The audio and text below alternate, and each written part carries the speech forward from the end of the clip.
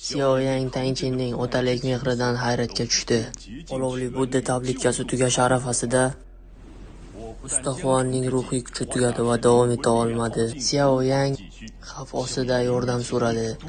Olovli Budda tabletkasini yolg'iz tayyorlashga kirishdi. Xiaoyangning qaytarish uchun Tangchen Xiaoyangga samoviy olovning 3 ta sirli o'zgarish texnikasini berishga rozi bo'ldi. Bu harakatga olov vodiysi oqsoqollari qarshi chiqdi. Agar biz bu tartibsizlikni to'xtatmasak, men olov vodiysini bu narsa yo'q qilib yuborishdan qo'rqaman.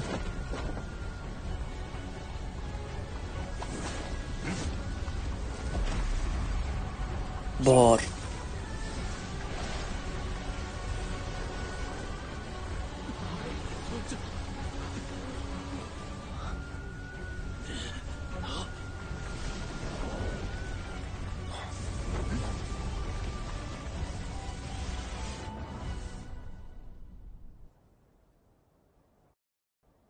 Bu Xiaoyang haqiqatan ham shunday kuchli narsaga g'alati olovdan foydalangan. Men olov vodiysi momaqaldiroq to'dasi olovini ancha yillardan beri nazorat qilaman. Lekin uning kuchi hech qachon bu darajaga yetmagan. Bu bola juda kuchli. Wunchen, yutqazding. Kelishganimizdek, samoviy olovning 3 ta sirli o'zgarishini olishing bilan tabriklayman, Xiaoyang.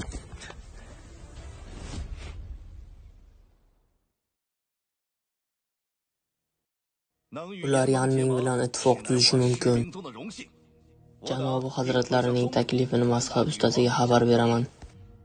Boshqa gapim yo'q. Bugungi kun uchun yetadi. Xo'p, unda biz ketdik.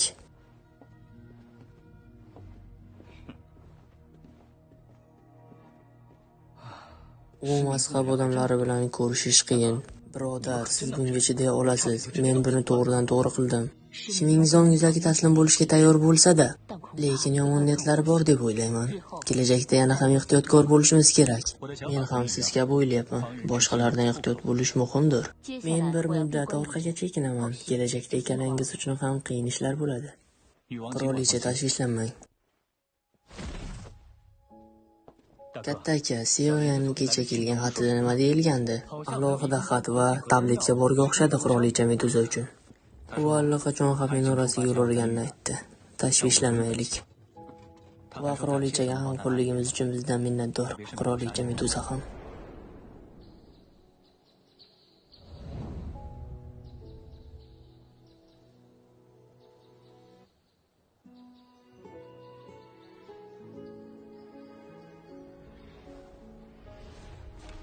Saylin, ruhiy tanang og'ir ahvolda. Men samoviy ruh qon erituvchi tabletkasini tayyorladim. Umid qilamanki, sen bu tabletka bilan tuzalasan. Ruhingni va tanangni butunlayga birlashtira olasan. Olov ittifoqini senga ishonib topshirdim. Men buni qilganimga ishonaman. Bu eng to'g'ri qaror. Meni o'z yo'lim bor. Lekin men seni olov ittifoqini himoya qilishing uchun olib keldim. Hozircha senga shaxsan ayta olmaganimdan afsusdaman. Ehtimol kechishni istamasdim. Ehtimol orzu qilib kutmoqdaman. Biz yana uchrashgan kun o'zingizni ehtiyot qiling.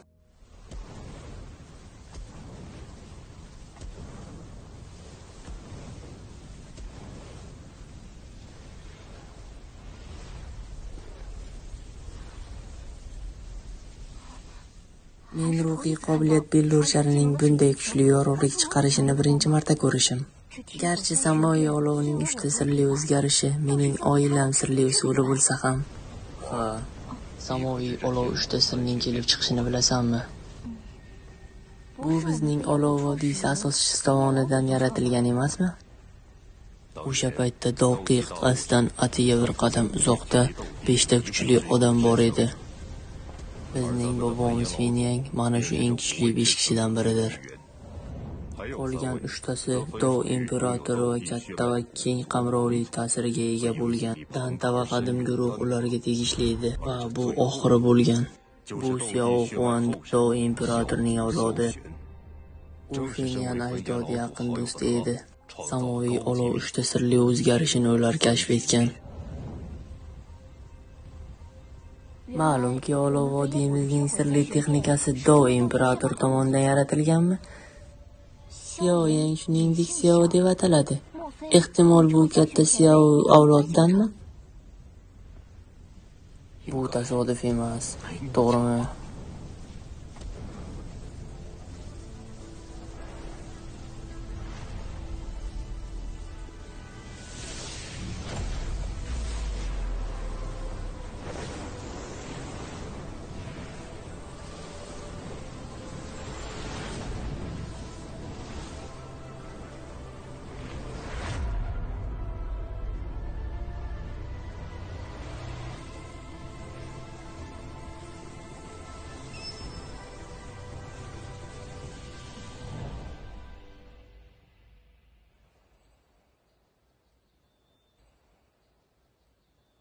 Shaxsiy sovg'a uchun sizga rahmat. Men endi ketishim kerak. Agar kelajakda sizga yordam kerak bo'lsa, meni chaqiring. Tezda ketasizmi? Men ham avvalroq ajralgan hamrohlarimni topmoqchiman. Men sizga bir narsani eslatmoqchiman. Samoviy olov 3 sirli o'zgarishi qisqa vaqt ichida kuchni oshirishi mumkin. Ammo bu texnika tanangizga ta'sir qiladi. Qo'llaganingizda juda ehtiyot bo'ling. Nihoyat eslab qoling, bizning sirimiz tashqariga chiqib ketmasligi kerak. Men va'da beraman, men buni hech kimga bermayman. Xayr.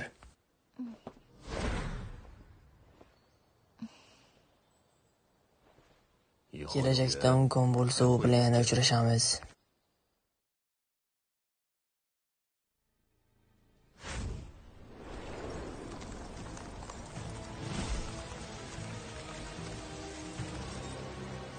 Ehtiyot bo'l.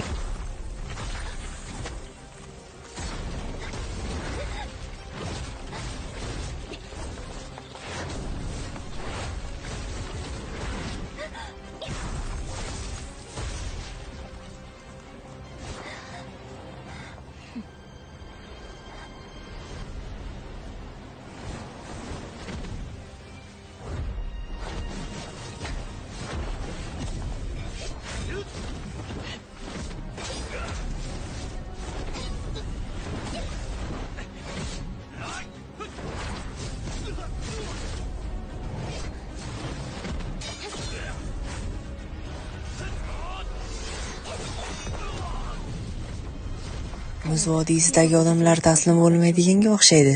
Senlan, tezroq ket. Lekin men sizni yolg'iz tashlab keta olmayman. Xavotir olma. Men ular bilan jang qila olaman. Men seni qidirib topaman. To'g'ri, sizga yordam bera olmayman, lekin qo'shimcha kuchlar bilan qaytishim mumkin. Xiaosian opa, o'zingizni ehtiyot qiling.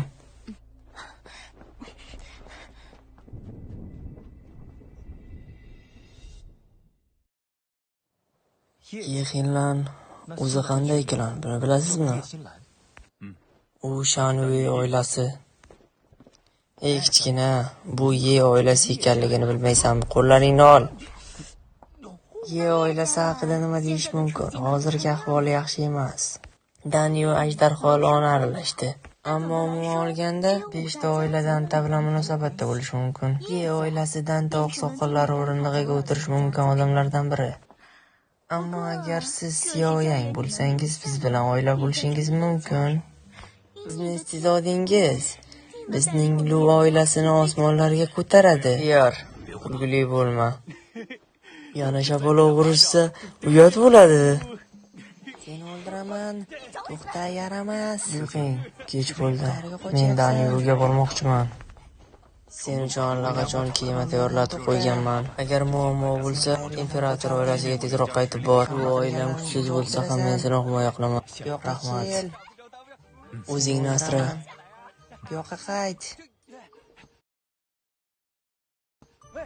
To'xta, Xiaoyang, meni o'zing bilan olib ket. Xiaoyang, ketyapsizmi? Siz menga birinchi yordam bering. Linsuya. Ketib qolmang, hali meni gapim tugamadi. Xiaoyang, to'xtang.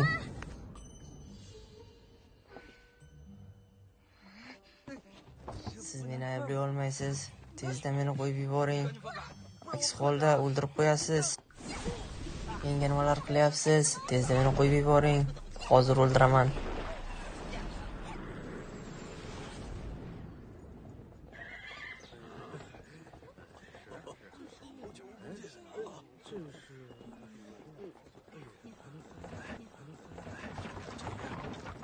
Bu zaharli tanalar egasi, bu qiz o'zi kim, qayerdan kelgan bilmayman, lekin u juda kuchli ekan. U qiz haqida ma'lumot bilganlar qimmatbaho narsalar olishar ekan. Hozir uni o'ldirish uchun kuchli jangchilar orqasidan tushgan.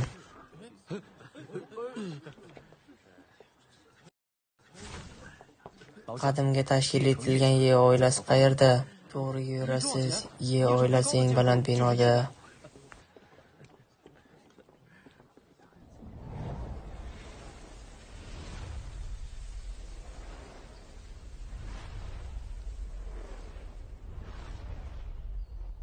Finland, bu masala sening xohishingga bog'liq emas. Men hech qachon turmushga chiqmayman. Sao oilasi konvensiyalari Ye oilamizni yutib yubormoqda. Shoshilinch masala, men do'stimga yordam berishim uchun oqsoqollar menga yordamingiz kerak. Iltimos, uning boshiga hozir kulfat tushgan. Bema'nilik, bu Sao oilasi bilan birlashish imkoni bo'lsa, u bizni 5 oilani quroldan qutqaradi. Nikoh hozir birinchi o'rinda turadi. Boshqalarning hayoti va o'limi buning qizig'i yo'q. Meni siyosiy opadan boshqa opam yo'q. Xinlan allaqachon o'lgan.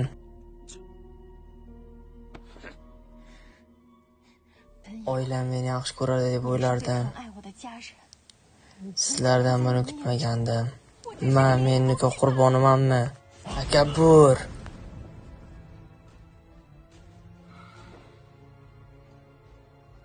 Yaxshilikni qaytarish tamoyili, Ye oilasi yaxshilikni biladi. Albatta, nikoh hal qilinguncha kutamiz.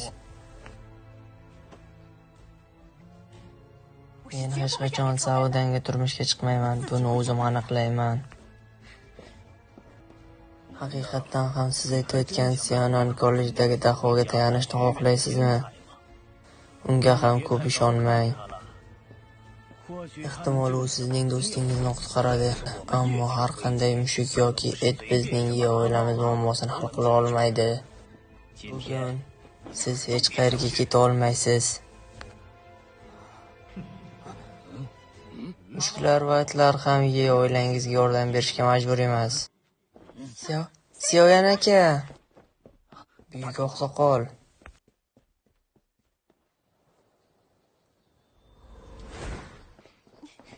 Sioyan aka, Xinlan, nimalar bo'lyapti? Sioyan opa, meni uni oldiga olib bor.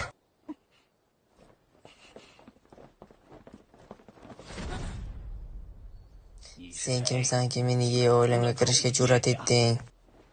Ismim Sioyan, Sionan kollej yuqori sinf o'quvchisiman. Xinlan men bilan ketish kerak.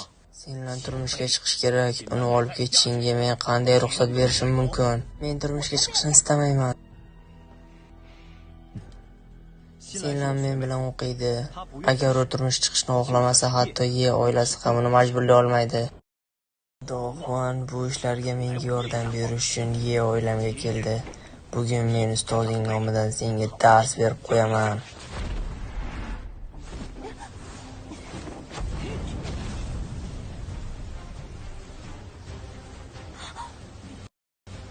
Nima? Siz rostdan ham malakalimisiz?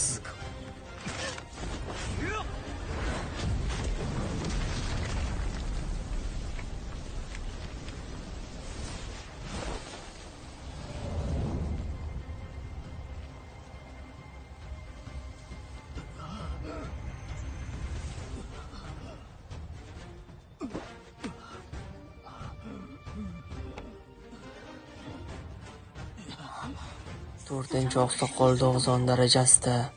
Sioyan aka shu yarim yil ichida dahshatli darajada kuchayibdi. Siz Sinlan chaqirgan o'sha dahomisiz? Siz mening oilamga ruxsatsiz kirdingiz. Oqsoqollarni haqoratlayapsiz. Men bundan ortiqchasiga toqat qila olmayman. Hozir birinchi qadamni men emas, u qo'ydi. Agar men bilan janjallashmoqchi bo'lsangiz, meni hozir vaqtim yo'q. Bekam, iltimos keting.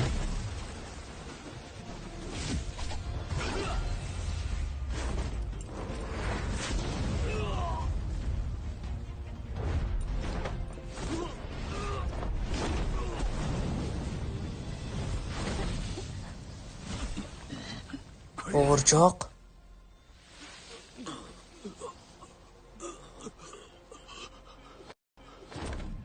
Meni sizlar bilan o'tkazadigan vaqtim yo'q. Keyingi safar bu jarohat olish kabi oson bo'lmaydi.